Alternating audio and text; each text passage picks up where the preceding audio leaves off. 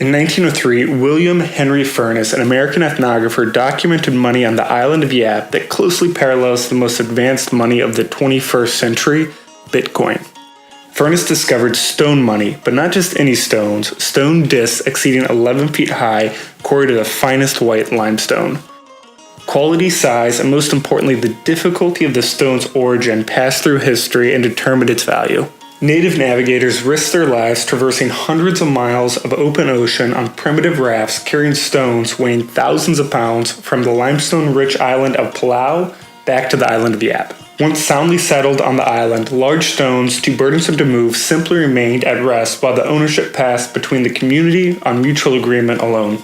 Ownership even extended past the physical presence of the stone. A family of unquestioned wealth on the island owned one of remarkable size that sunk to the depths of the ocean during transport. The lost stone retains its value with its history passed down from generation to generation. So what does this have to do with Bitcoin? Decentralization.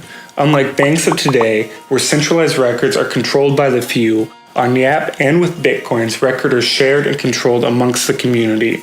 Yap being an island isolated by hundreds of miles of water and its close-knit community support the framework for decentralized money.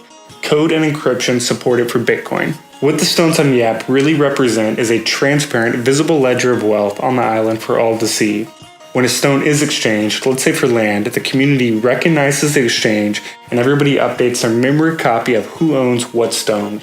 No centralized written record is needed because it's already stored and generated from the community. And for that stone at the bottom of the ocean, it's not really the stone that's important, it's the ledger and the community's mind that's important. If the community believes the stone at the bottom of the ocean is still in the ledger, then it is as valid as if it were sitting in front of somebody's home. Bitcoin too is just a ledger of assigned ownership. Individuals can buy into the ledger with work and fiat and can sell out of the ledger at any time. And just like stone discs, there's no need for a centralized generated record, let's say from a bank, because every 10 minutes, all ledgers across the globe update independently on the agreed state of the ledger. While verbal agreements transfer stones on Yap, encrypted keys pass value in Bitcoin. People don't own Bitcoins. People own keys that control pieces of the Bitcoin ledger. Some keys control a lot, some keys control a small amount, and some control bits and pieces all over the ledger.